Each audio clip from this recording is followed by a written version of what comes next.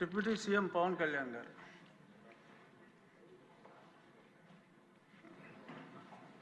Thank you sir.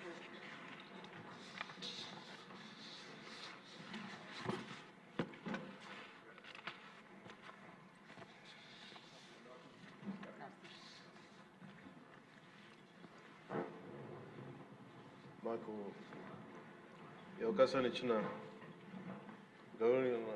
గౌరవనీయుల సభాపతి గారికి కృతజ్ఞతలు తెలియజేసుకుంటూ, గౌరవ ముఖ్యమంత్రి గారికి కూడా నమస్కారాలు తెలియజేసుకుంటున్నాను. జిఎస్టీ సంస్కరణ మీదుగా ఆంధ్రప్రదేశ్ శాసనసభలో జరుగుతున్న ఈ చర్చలో భాగంగా ఈ దేశంలోని ప్రతి పౌరునికి ప్రత్యక్షంగాను పరోక్షంగాను లబ్ధి కలిగించే ఒక చారిత్రాత్మకమైన దిశానిర్దేశకమైన అంశంపై నేను ప్రకటన చేస్తాను. అధ్యక్ష, గౌరవ ముఖ్యమంత్రి శ్రీ నారా చంద్రబాబు నాయుడు గారి సూచనల మేరకు ఈ సమిష్టి నిర్ణయానికి మన రాష్ట్రం ఒక నిర్మాణాత్మక సహకారం అందించింది.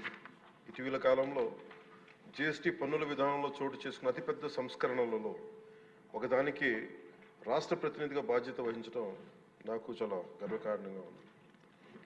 గౌరవ ప్రధానమంత్రి శ్రీ నరేంద్ర మోదీ గారు 2025 ఆగస్టు 15న 79వ స్వాతంత్ర దినోత్సవ సందర్భంగా ఎర్రకోట నుండి చేసిన జిఎస్టీ 2.0 సంస్కరణలు చారిత్రాత్మక ప్రకటన దేశ ప్రగతికి బాటలు వేస్తూ ఉంది.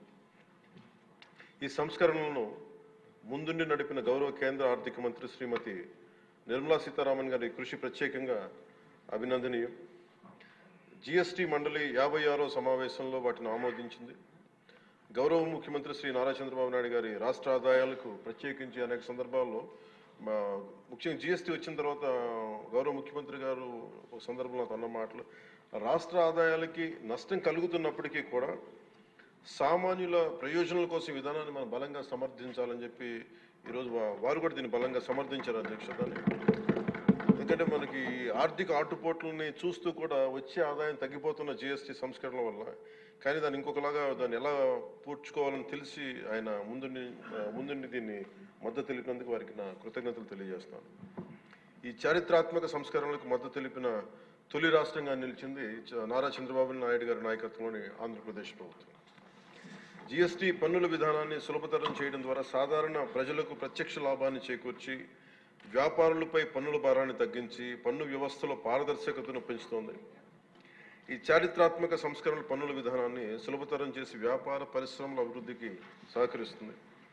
ప్రజల పొదుపును పెంచి కొనుగోలు శక్తిని పెంపొందించడానికి, కొత్త పెట్టుబడులను ఆకర్షించి దేశాన్ని స్థిరమైన వృద్ధి మార్గంలో నిలపడానికి దోహదపడుతుంది. జిఎస్టీ రేట్ల సరళీకరణ ద్వారా ప్రజలు అధికంగా ఉపయోగించే వస్తువులు సేవలకు డిమాండ్ పెంచి ఉత్పత్తిని విస్తరించి కొత్త పెట్టుబడులను ప్రోత్సహిస్తుంది. తద్వారా ఆర్థిక వృద్ధికి దారితీస్తుంది. నిజంగా ప్రజలకి ఆర్థిక వ్యవస్థకి చాలా లాభదాయకమైన సంస్కరణ. రంగాల వారీగా చూసుకుంటే ముఖ్యంగా రైతుల కోసం ట్రాక్టర్లు, వ్యవసాయ యంత్రాలు, పరికరాలు మరియు ఇన్పుట్స్పై పన్నులు తగ్గించడం వల్ల సాగు వ్యవసాయ వ్యయాన్ని తగ్గించి ఉత్పాదకను పెంచుతాయి. తద్వారా గ్రామీణ ప్రాంత ప్రజల ఆదాయాలు పెరుగుతాయి. ఆధునిక సాంకేతిక పరికరాల వినియోగం ప్రోత్సహించడం ద్వారా వ్యవసాయ వృద్ధి మరింత బలపడుతుంది.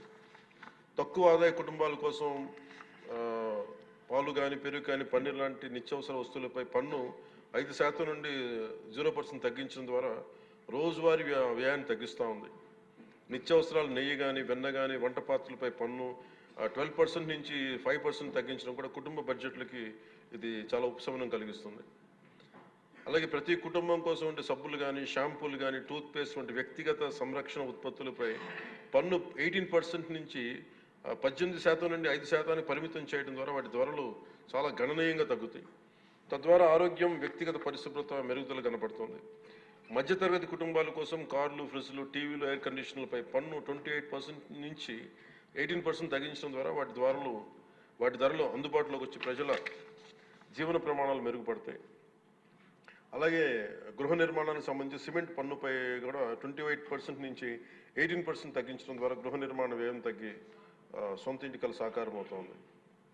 ఆరోగ్య రంగం కోసం ఔషధాలపై పన్ను 12% నుంచి 5%కి, అత్యవసర మందులపై పన్ను 5% నుంచి 0% తగ్గించడం ద్వారా రోగులకి చాలా కీలక ఉపశమనం కలిగి అందరికీ వైద్య సేవలు అందుబాటులోకి వచ్చి ప్రజా ఆరోగ్య సంరక్షణ మెరుగుపడుతుంది.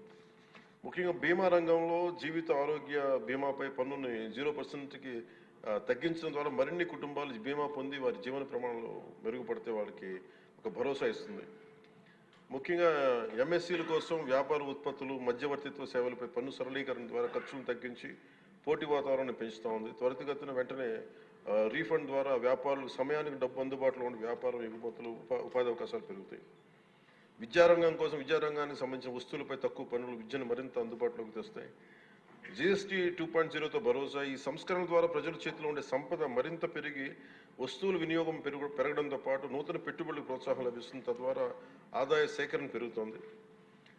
వాణిజ్య పరిశ్రమలకి సంబంధించి జీఎస్టీ సంస్కరణ విజయవంతమైన అమలు సహకరించిన అన్ని వాణిజ్య సంస్థలు, వ్యాపార సంఘాలు, పరిశ్రమ సంఘాలకు ఆంధ్రప్రదేశ్ శాసనసభ హృదయపూర్వక కృతజ్ఞతలు తెలుపుతోంది. ప్రజలకు లబ్ధి చేరేలా చేసిన ఈ భాగస్వామ్యం సమగ్ర వృద్ధిలో సాధనలో కీలకం. ఈ అవగాహన కార్యక్రమం ముఖ్యంగా జీఎస్టీ సంస్కరణ లాభాలు ప్రతి కుటుంబానికి చేరుకోవడానికి ఇది ఒక కార్యక్రమం చేపట్టాలని అందరం కోరుకుంటా ఉన్నారు అధ్యక్ష. జిల్లా నుంచి గ్రామ స్థాయి వరకు ఈ అందరికీ తెలిసేలాగా మరింత ఏమేమి తగ్గుతాయి, ఏవి బెనిఫిట్స్ ఉన్నాయి, ఇవన్నీ ప్రజలందరికీ తెలియజేసే ఒక కార్యక్రమం ఖచ్చితంగా రూపొందించాలి. దాని మీద మేము కోరుకుంటా ఉన్నాం. అలాగే ఈ రెవెన్యూ కానీ, కమర్షియల్ ట్యాక్స్, పంచాయతీ అధికారులు గ్రామ స్థాయిల్లో ప్రజలకు నేరుగా కలిసి వాళ్ళకి మమేకం వాళ్ళకి ఎలా లబ్ధి చేకూరుతుందో అది కూడా చెప్పగలగాలి. పరస్పర అవగాహనతో పాటు పలు మీడియా వేదికల ద్వారా విస్తృత ప్రచార కార్యక్రమాలు చేపట్టాల్సిన అవసరం ఉంది. ఈ కార్యక్రమం ప్రధాన లక్ష్యం ప్రతి కుటుంబం జీఎస్టీ సంస్కరణ గురించి తెలుసుకుని వాటిని లాభాలు పొందాలని మనస్ఫూర్తిగా కోరుకుంటూ ఆంధ్రప్రదేశ్ ప్రభుత్వం ఈ చారిత్రాత్మక మార్గదర్శక సంస్కరణను ఆహ్వానిస్తూ ప్రజల ఆర్థికాభివృద్ధి కోసం వాటి విజయవంతమైన అమలుకు సంపూర్ణ మద్దతు ప్రకటిస్తోంది. థ్యాంక్ యూ అధ్యక్ష. జై.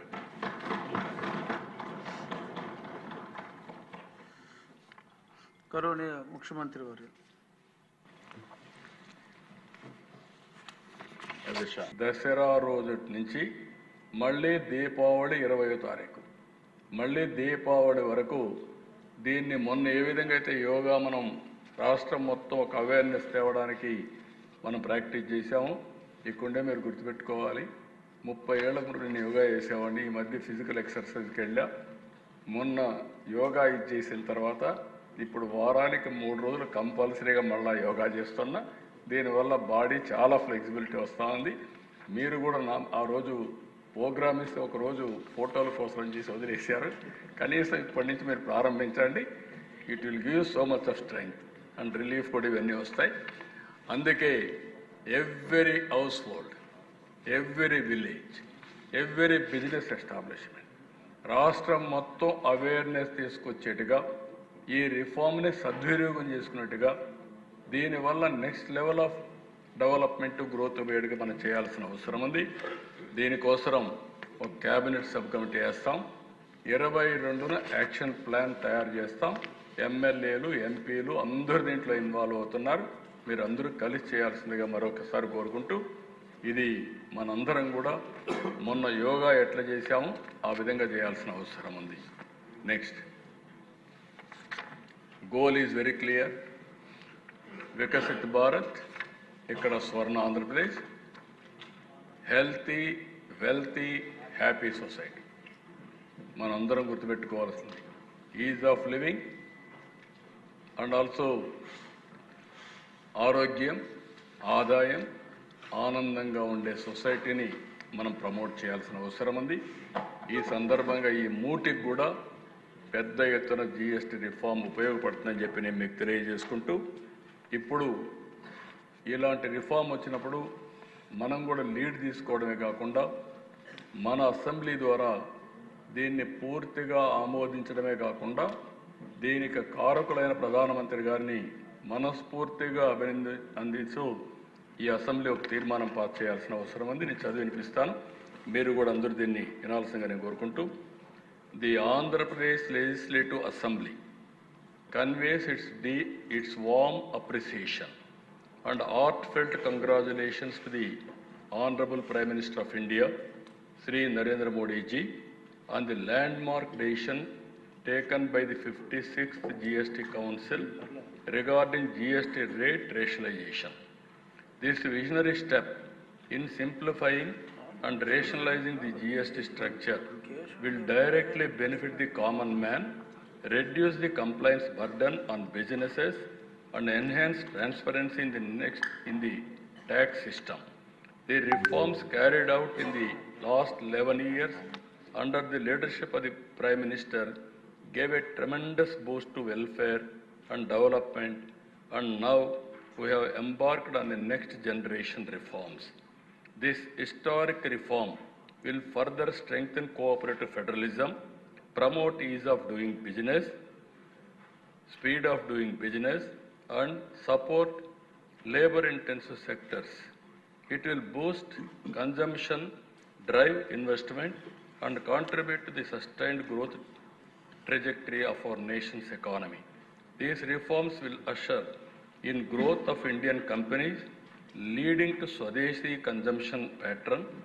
In the future, this will make Indian brands become global. We also thank the Honorable Union Finance Minister, Srimati Nirmala Sitharaman ji, for her exemplary leadership in securing unanimity in the GST Council for these reforms. The Andhra Pradesh Legislative Assembly warmly welcomes this reform and extends its full support in its successful implementation for a greater good of the people and economy.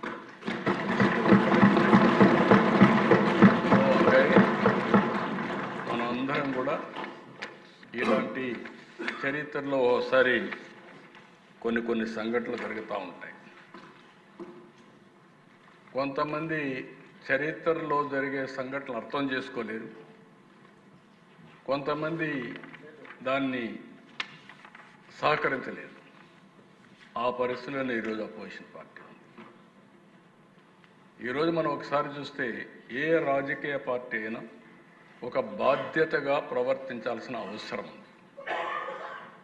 ఎందుకు నేను ఈ మాట వాడుతున్నానంటే, చరిత్ర అనేది ఒకరితో రాలేదు, ఒకరితో ముగిసే పరిస్థితి రాదు. సమాజ హితం కోసం రాజకీయ పార్టీలు ప్రజల పక్షాన్ని ఎప్పటికప్పుడు వాళ్లకు చేతనైనంత వరకు సహకరించాల్సిన బాధ్యత ఉంటుంది. ఈరోజు ఇలాంటి ఒక బ్రహ్మాండమైన రిఫార్మ్ ఈ దేశంలో వస్తూ ఉంటే, ఈ రిఫార్మ్ను అర్థం చేసుకుని దాన్ని సహకరించాల్సింది పోయి అసెంబ్లీకి రాలేదంటే వాళ్ళ దురదృష్టం, వాళ్ళకి ఎవరికి అర్థం కాదు.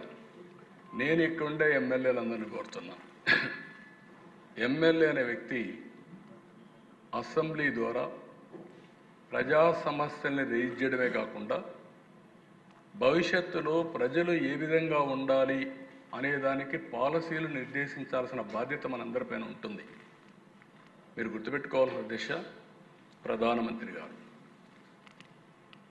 11 ఏళ్లలో 10వ లార్జెస్ట్ ఎకానమీ నుంచి 3వ లార్జెస్ట్ ఎకానమీకి తీసుకొస్తారు. ఇప్పుడు 4వ లార్జెస్ట్, రేపు 3వ లార్జెస్ట్కి వస్తారు.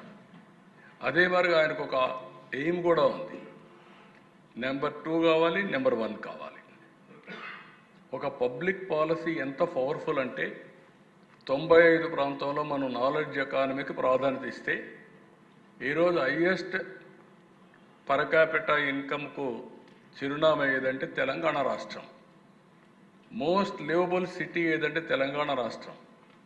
ఒక ఐటీ పాలసీ వల్ల మీరు చూస్తే ఈరోజు ప్రపంచం మొత్తం తెలుగు వాళ్ళు వెళ్ళారు. ఎక్కడ తెలుగువాడున్నా నెంబర్ 1 పర్ క్యాపిటా ఇన్కమ్ ఎవరిదంటే తెలుగువాడు సంపాదించే పరిస్థితికి వచ్చారు. ఇవన్నీ 25 సంవత్సరాలు. అలాంటి రిఫార్మ్స్ తీసుకొస్తే తప్ప మనం ఇది సాధించలేము. ఆ రోజు కూడా నన్ను ఎగతాళి చేశారు, చాలామంది ఎగతాళి చేశారు. ఐటీ తిండి పెడుతుందా, ఐటీ ఎందుకు అని ఇది చేశారు. అప్పుడు ఇంజనీరింగ్ కాలేజ్ చేసి ఇంజనీరింగ్ కాలేజ్ ఏం చేస్తావు, ప్రైవేట్ కాలేజ్ ఎందుకు పెట్టాలి, గవర్నమెంటే పెట్టచ్చు కదా, ఇవన్నీ కూడా విమర్శలు వచ్చాయి. ఆ విమర్శలకు నేను కానీ భయపడి ఉంటే ఈరోజు హైదరాబాద్ నమూనా ఉండేది కాదు, తెలుగువాడు ప్రపంచం మొత్తం రాణించేవాడు కాదు. అందుకే ఇలాంటి రిఫార్మ్ని స్వాగతించాలి, లేకుంటే అర్థం చేసుకోవడానికన్నా ప్రయత్నం చేయాలి. ఈ రెండూ లేకుండా పోవడం బాధాకరం. ఇక్కడుండే ఎమ్మెల్యేస్ అందరినీ కోరుతున్నా, మీరు గుర్తుపెట్టుకోవాల్సింది assembly is a learning centre. కొత్తగా వచ్చిన ఎమ్మెల్యేలు ఎక్కువ సమయం కూర్చోవాలి. ఈరోజు బీఏసీలో కూడా ఒకటి రిక్వెస్ట్ చేసి ఒక నిర్ణయం, ఉదయం 10 to 5, 1 to 2 lunch break, 2 to 5 మళ్ళా సమావేశం అవుతాం. ఈ 6 గంటలు మనసు పెట్టి మీరు ఇక్కడ కూర్చోవాలి, లోపల కూర్చోవాలి, సమస్యలను అర్థం చేసుకోవాలి. మంత్రులు కూడా బాధ్యతగా లోపల ఉండాలి. అదే సమయంలో ఆఫీసర్లు కూడా ఈ గ్యాలరీలో ఉండాలి. ఆ సబ్జెక్ట్ వచ్చినప్పుడు ఆఫీసర్లు కంపల్సరీగా ఉండాలి. బాధ్యతగా మనందరం ప్రవర్తించాలి. ఈ అసెంబ్లీ ఇక్కడుండే 175 మంది కోసం కాదు, 5 కోట్ల భవిష్యత్తు కోసం, వాళ్ళ సమస్యల్ని పరిష్కారం చేయడం కోసం, అనునిత్యం వాళ్ళ గురించి ఆలోచించే వేదిక. నేను ఒకటే చెప్తున్నా, చట్టసభలు అనేటివి పవిత్రమైన దేవాలయాలు. ఈడ తీసుకునే నిర్ణయాలన్నీ ప్రజాహితం కోసం తీసుకునే నిర్ణయాలు. మన దేవాలయానికో, చర్చికో, లేకుంటే మసీదుకి ప్రార్థనలు చేస్తాం, నమ్మకం. కానీ ఇక్కడ మనం చేస్తే అది వాస్తవం, ప్రజల జీవితాల్లో మార్పు వస్తుంది. అలాంటి పవిత్రమైన ఈ దేవాలయంలో నేను చాలా విషయాలు చూశాను అధ్యక్ష. ఒకప్పుడైతే ఐడియాలజికల్గా ఫైట్ చేసేవాడు, తర్వాత డికేడ్స్ టుగెదర్ సమస్యలు, నీళ్లు లేవని నీళ్ల మధ్య ఎమ్మెల్యేలు ఆ ప్రాంతం ఈ ప్రాంతం కొట్టుకునేవాడు. ఆ తర్వాత కరెంటు మీద కొట్టుకుంటే మేమందరం అసెంబ్లీకి వాయిదా వేసి పొలాన్ని చూసి మళ్ళా వచ్చేవాడిని హెలికాప్టర్ వేసుకొని. ఈరోజు కొత్త సమస్యలు వచ్చాయి, కొత్త అవకాశాలు వచ్చాయి. ఇవి మీరంతా అధ్యయనం చేసుకుంటే దానివల్ల ప్రజలకు, మనం నమ్ముకున్న ప్రజలకు, మనం ఓట్లేసిన ప్రజలకు న్యాయం జరుగుతుంది. అందుకే ఈ జిఎస్టీ కూడా మీరందరూ స్టడీ చేయాలి. స్టడీ చేసి దీనివల్ల ఏ లాభాలు ఉన్నాయో మీరు ఆలోచించుకొని ఈ అసెంబ్లీ వేదిక ద్వారా మీరు చెప్పగలిగితే, నేను ఇప్పుడు కమిటీ వేస్తామని చెప్పాం, ఆ కమిటీకే అప్పచెప్తాం. ఈ క్యాంపెయిన్ చేయడమే కాదు, ప్రజల మనోభావాలు అనుగుణంగా రాష్ట్ర ప్రభుత్వం 100 రోజుల్లో మనమేమేమి మార్పులు తేగలుగుతామో, ఏమేమి రిఫార్మ్స్ తేగలుగుతామో ఆ రిఫార్మ్స్ అన్నీ తీసుకొస్తానని మరొకసారి మీ అందరికీ తెలియజేసుకుంటూ, నా ఆశ ఒకటే, 15% గ్రోత్ రేట్ రావాలి. భారతదేశం ప్రపంచంలో నెంబర్ 1 ఉంటే ఆంధ్రప్రదేశ్ రాష్ట్రం భారతదేశంలో నెంబర్ 1గా ఉండాలి, ప్రపంచంలోనే అగ్ర జాతిగా తెలుగుదేశం ఉండాలన్న కోరిక. ఇది సాధ్యం కావాలంటే మనందరం సమిష్టిగా ఆలోచించి, రేపు జరగబోయే పని ఈరోజే మనం చేయగలిగితేనే జరుగుతాయి. దయచేసి అందరూ సహకరించాల్సిందిగా నేను కోరుకుంటూ, మరొకసారి అధ్యక్ష, నేను చాలా విషయాలు చాలాసార్లు చూశాను. Today it is a wonderful day, historical day. ఎందుకంటే దీన్ని విజువలైజ్ చేయగలిగిన వాళ్ళకి అర్థమవుతుంది. లేకపోతే విజువలైజ్ చేయలేకపోతే మామూలుగా జిఎస్టీ వస్తే నాకేం వచ్చింది అనుకుంటే మనం ఇక్కడే ఉంటాం. ఇది ఒక వ్యక్తికి కాదు, ఒక దేశాన్ని, నెక్స్ట్ జనరేషన్ని ముందుకు తీసుకుపోయే రిఫార్మ్ ఇది. ఇలాంటివి ఇంకా మనం కొన్ని తేవాల్సిన అవసరం ఉంది. ఇవి తెస్తే మాత్రం ఈ దేశం నాకు ఏమాత్రం అనలేదు. ప్రపంచం ఒకప్పుడు 100 సంవత్సరాల కంటే ముందు మన బానిస దేశం, 100 సంవత్సరాల తర్వాత నెంబర్ 1 దేశంగా ప్రపంచానికి ఆదర్శంగా ఉంటామని చెప్పి తెలియజేసుకుంటూ, ఈ అవకాశాన్ని ఇచ్చిన మీకు కూడా నా నమస్కారాలు, ధన్యవాదాలు. Thank you.